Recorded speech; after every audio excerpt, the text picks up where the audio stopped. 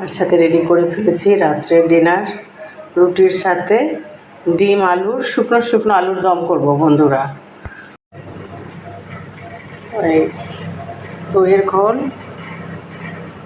এই আলুর দম, ডিম, রুটি আর আলু পরোটা আজকের ডিনার রেসিপি। বন্ধুরা পছন্দ হলে লাইক, কমেন্ট, শেয়ার, সাবস্ক্রাইব করে সাই কিচেনের পাশে থাকবেন। সকলে ভালো থাকবেন, সুস্থ থাকবেন। শুকনো আলুর দমের জন্য মিক্সচার গ্রাইন্ডারে কিছুটা মশলা পেস্ট করে নেব। মধ্যে আছে পেঁয়াজ কুচি, লাল লাল কাঁচা লঙ্কা কয়েকখানা, কাজু, কাঠবাদাম, আছে টমেটো আর গোটা কয়েকটা গরম মশলা।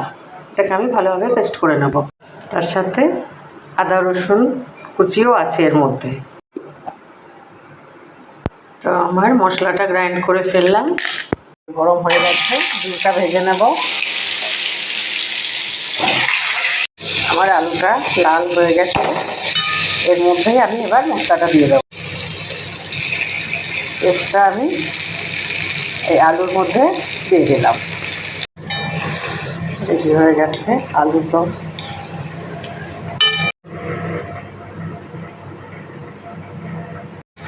এই আলু পরোটা রেডি হচ্ছে।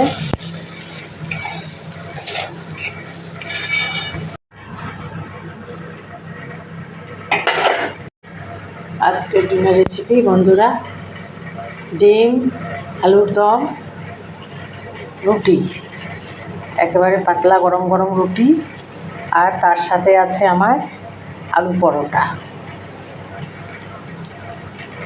আর তার সাথে রয়েছে দইয়ের ঘোল।